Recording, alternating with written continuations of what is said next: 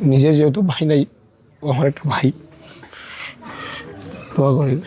ও তোমরা আমাদের ভাই, আমরা তোমাদের জন্য সবসময় থাকবো। তোমাদের কাছ থেকে আমাদের কেউ সরাইতে পারবে না। ভালো থেকো, আলহামদুলিল্লাহ। আমার জন্য দোয়া করো। তোমরা ছাড়া আমরা আসলে কেউ নাই।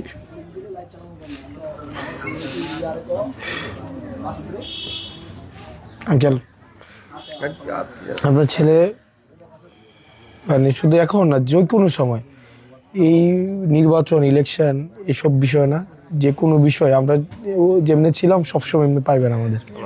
ও আমাদের একটা ভাই, আমার তো ভাই নাই। আমরা এটা ঋণ দিব। আজকে আমরা এখানে আছি তোমাদের জন্য। আমরা তোমাদের উপরে ভিত্তি করে আমরা দাঁড়াই আছি। আমাদের জন্য দোয়া করো। আর আমরা তোমাদের জন্য অনেক কিছু করার কথা ছিল, আমরা পারি নাই। কথা কইতে না ভাই, হ্যাঁ কিন্তু বুঝে তো, বুঝে সবাই বুঝে শুনে সবাই ইয়ে করতে। আমরা কি ঠিকঠাক কাজ করতেছি? আমাদের আর কি কি করা উচিত আমাদেরকে তুমি লিখে জানাইও, বুঝছো? কিছুই ইয়া করতে পারবো না, সমস্যা না। তুমি কি কি করা লাগবে না করা লাগবে, আমাদের দরকার আছে কি না বা কি, আমাদেরকে জানাইও। আর নিউ মার্কেটের সামনে ওই যে কালাচান্দের সামনেই তো তোমার ইয়া করছে, তাই না? এটা কিন্তু প্রধান উপদেষ্টার ইয়া থেকেও দিছে, ওইটা প্রধান উপদেষ্টার ইয়া থেকে।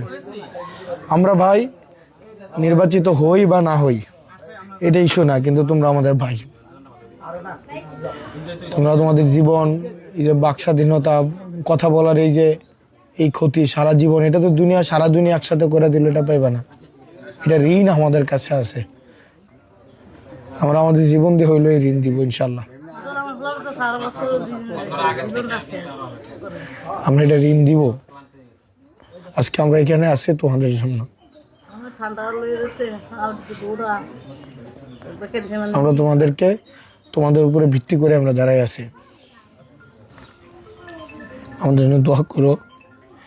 আর আমরা তোমাদের জন্য অনেক কিছু করার কথা ছিল, আমরা পারি নাই। আমাদের এই রাজনৈতিক আমরা এটাকে পরিবর্তন করব, তোমাদের জন্য পরিবর্তন করব ইনশাল্লাহ। আমার জন্য দোয়া করো ভাই, আমার জন্য দোয়া করো। ঠিক আছে আবু বকর আঙ্কেল, আমি আসি আঙ্কেল, আমার জন্য দোয়া করো আবু বকর।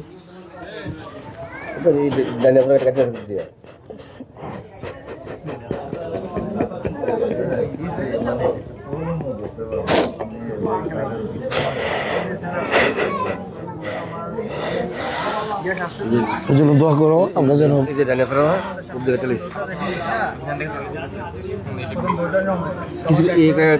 টাকা ধরতে পারবে না।